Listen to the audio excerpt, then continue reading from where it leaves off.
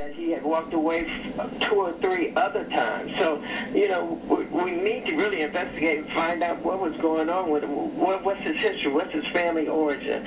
I mean, what was the reason for him to make this decision?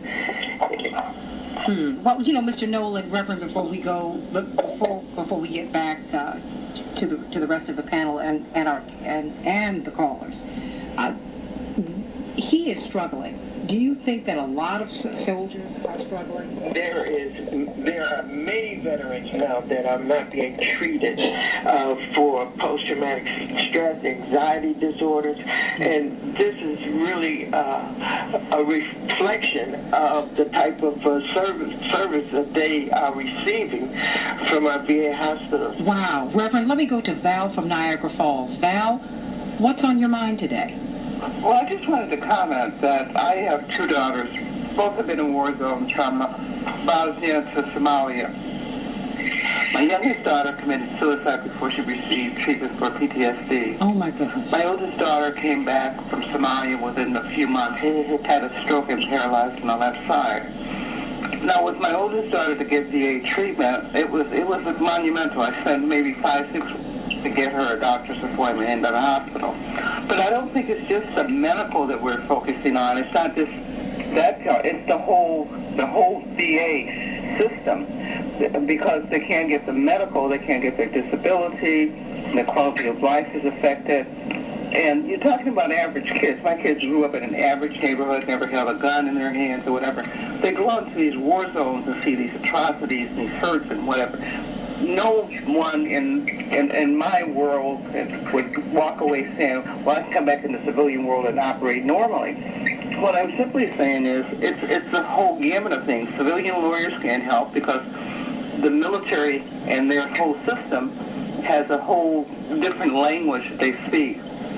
That you have to actually have a military advocate or a military attorney to get through to the system.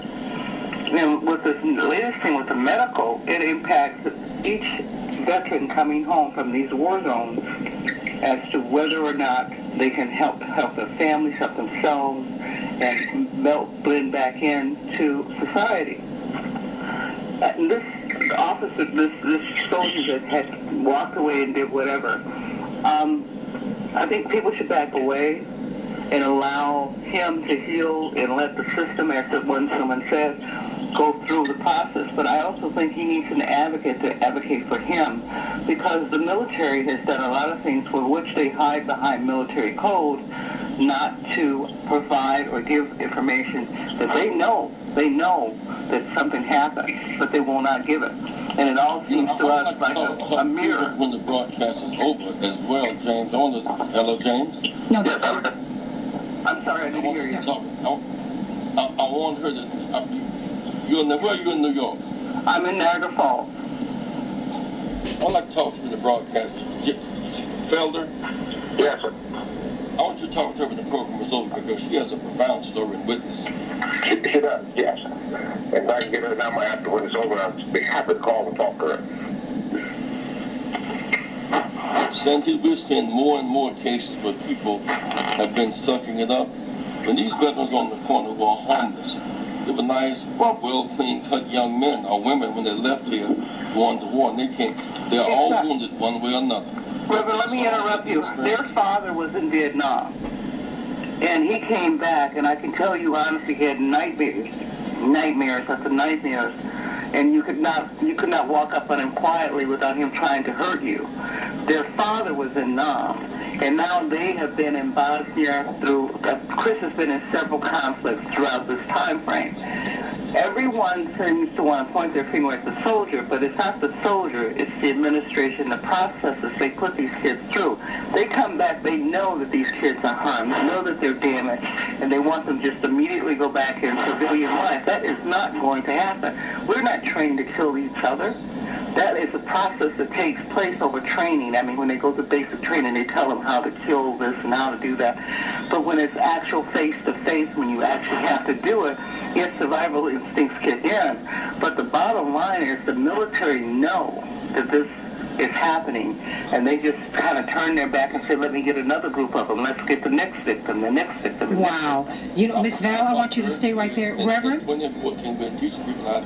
Well, Reverend, this is a whole lot. This is a whole lot. And Miss Val, we're going to call you right after the show. And everyone, we want to hear from you. 1-866-594-HOPE. 1-866-594-HOPE.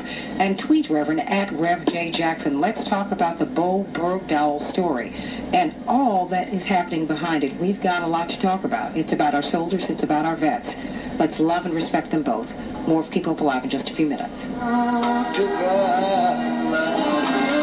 Your opinion counts. 1-866-594-HOPE. That's 1-866-594-4673.